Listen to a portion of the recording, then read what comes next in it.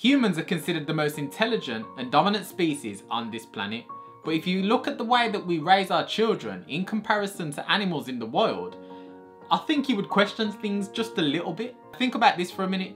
Animals will teach their young how to find food, how to socially interact with other animals, and also how to protect themselves from any danger, any predators that may be lurking around waiting for them. I mean, if you look at the relationship between a lioness and a cub, it's a beautiful thing. A lioness teaches her young how to hunt through play. They teach them how to hunt through showing them. All this teaching typically happens until the baby is totally independent from the mother and doesn't need to rely on the mother for anything. A lion cub, for example, it normally takes about 3 years for them to become 100% independent from the mother. At this point, they normally go off and start to fend for themselves. Meanwhile, some of us know a couple of 25-year-olds and older that are still dependent on mummy and daddy and haven't left the home yet and couldn't survive out in the wild on their own. They're dependent on mummy and daddy's lifestyle rather than their own. I mean, let's be honest, some people couldn't feed themselves without a microwave. There's also a lot of people out there that grow up and they still don't know how to interact with other people socially. Disclaimer. Now, I'm not saying that everybody fails at parenting. I'm not saying that at all. What I am saying is that we could do a lot better as humans in raising children and preparing them for life as we know it. Because let's be honest, when you're young, you have an idea of what life is, but when you start living life, it's totally different to what you originally thought. Remember when you used to think, oh, I can't wait until I get older. I can't wait until I grow up and no one can tell me what to do. Remember when you used to think that? Yeah, remember that? How's that going for you? But you don't think it no more. Yeah, me too.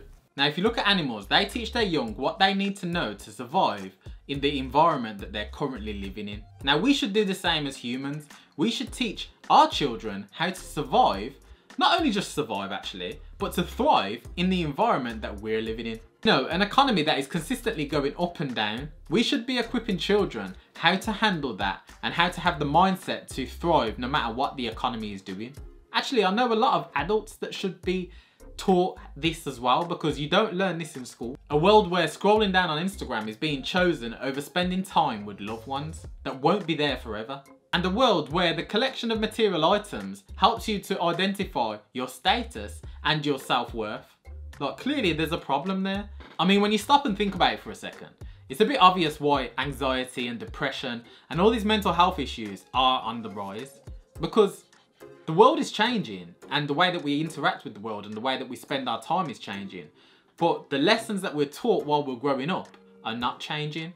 So we're not being taught how to deal with the environment that we're actually living in. That's the problem. Now, for a world like this, there's obviously loads of different areas that we need to be educating ourselves and educating children on how to navigate through this thing called life. And let's be honest, life is hard. Life is emotional. Like, it doesn't come with no instruction manual. Some of the key topics that we should be teaching ourselves and our children are how to handle your finances so you don't become a slave to debt, how to get on with different types of characters no matter how much of a different worldview that you have, how to progress in life, whether that's professionally or socially, the right way without treading on anyone or stabbing anyone in the back. Emotional intelligence, one of the most underrated skills that I don't see a lot of people talking about. It's one of the most important skills that you need in life because, let's be honest, life is emotional, life is hard, and a lot of the time people end up getting emotional and then fall into the trap of doing something that's harming themselves because they was emotional about a topic. Most people make big life decisions in emotional moments, and that's the worst time to make a logical decision when you're emotional. It's like that saying, if you're love struck, you act like a fool. It literally is, because your emotion takes over. But think of how many other life choices that people make while they're emotional. How to have a relationship with the one that designed and created us. No matter if you believe in God or not, I 100% believe all of us have a higher purpose. Even though we have our own personal goals in what we want to achieve, all of us have skills and attributes that would be better suited to serving others in some kind of way that we haven't recognised yet. Maybe we've got a hidden skill that we haven't even recognised as a skill yet. If we started to put into practice, it would change our life, like literally. It would give us more fulfillment. It would give us more financial blessings. It will help us to help other people. How to give the body what it needs. How to give the body what it needs physically and nutritionally so that it can be at peak performance based on our own personal genetics. Because let's face it, everybody's genetics is different. So what works for you isn't going to work for me because we have different genetics. So understanding that and being taught that, or even learning that as we get older, is greatly going to help us. Because like you know, food, when you're hungry or when you're malnutritioned or when you're not getting the right nutrients into your body, you feel a different kind of way. That saying hangry, when you're hungry and you get angry, it affects your moods, it affects your emotions.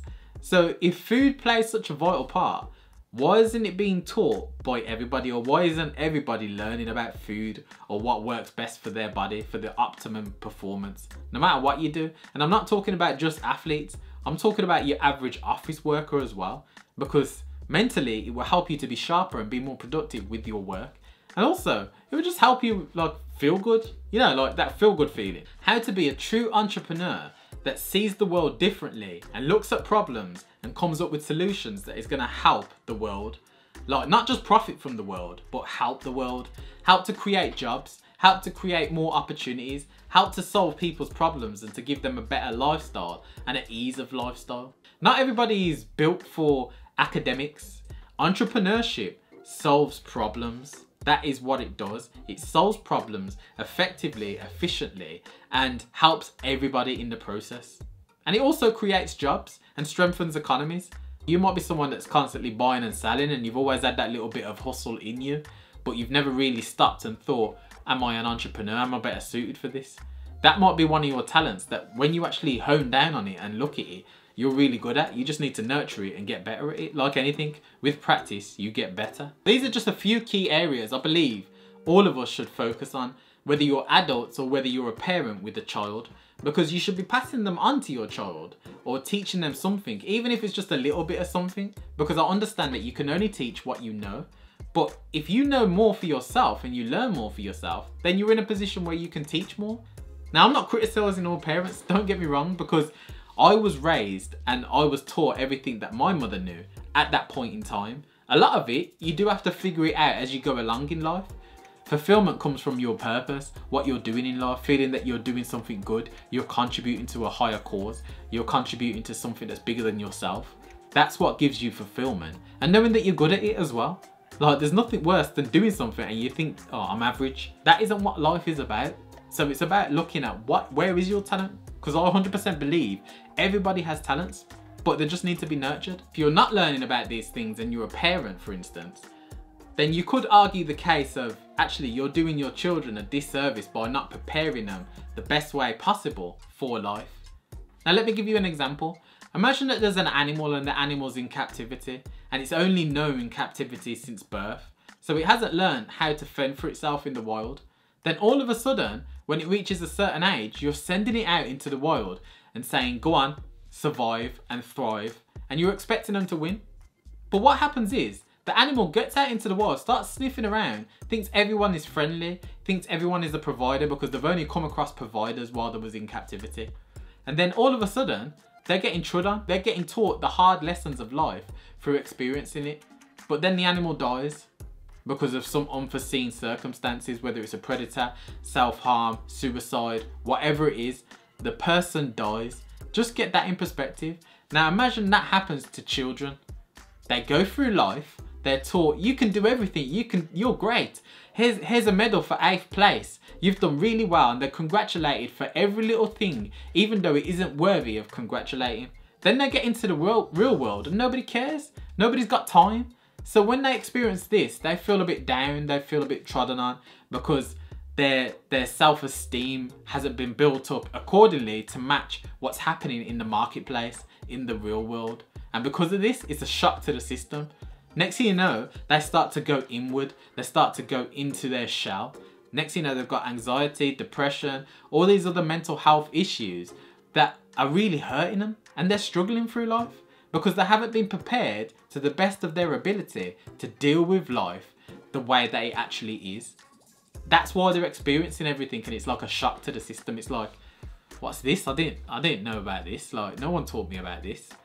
And that's the problem. That's why I argue it is a disservice not to teach children the reality.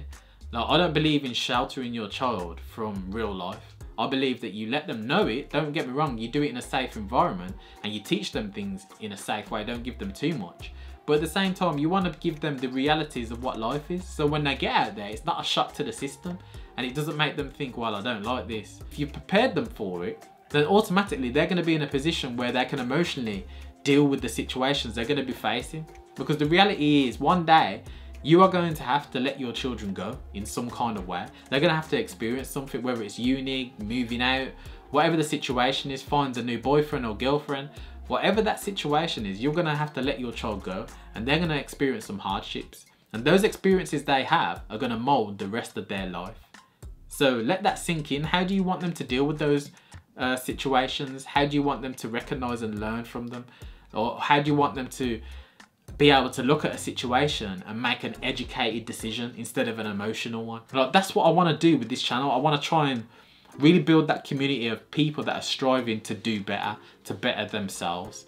And I'm not saying I know all the answers, because a lot of the time I'll probably be looking to you guys and reading the comments and seeing what you guys have been through, and it would teach me a little something about different topics. It might teach me something about goal setting, or it might be how to handle your finances, or it might be a little hack that someone's got around an app around creating content.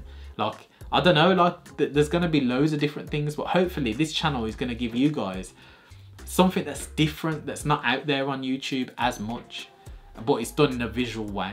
Now, my question to you guys is, what area of your lives would you say that you've neglected, that you've kind of like pushed to the side? You know you've got to deal with, but you've pushed it to the side. It could be something around fitness, your finances, setting goals. It could be around nutrition, exercise. Literally, it could be anything. Entrepreneurship, or maybe you've got a business that you want to start, or a story that you want to tell to help people. Hopefully this was useful to you guys. If you want to see more videos like this, then make sure you hit that subscribe button and hit that like button as well.